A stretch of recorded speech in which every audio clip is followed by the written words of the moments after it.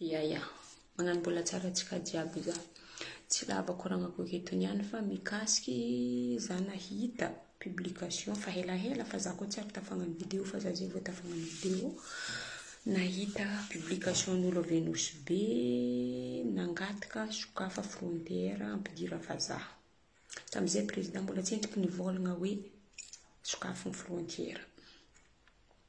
Ka tagnatin'ny commentaire ny publication ny hoe ampidira vazaha sokafa frontière io, maro vavatao, tegna vavaratsy ary tegna mampalahelo atsika samby gasy mifampagnano raha magnanjay mampalahelo satria maro zany eritreritry ny ery sasany le nagnano azy tagny.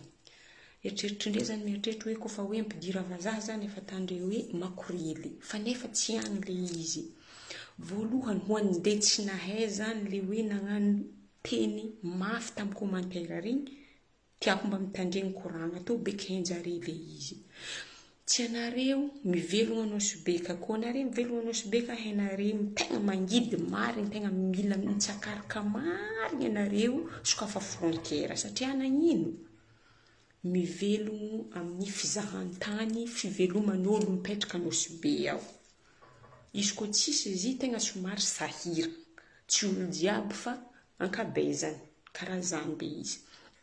Amezako ohatra manokana fô, hôtely raiky mifody, firy mpiasa akao, tsy mandray karama, ohatra.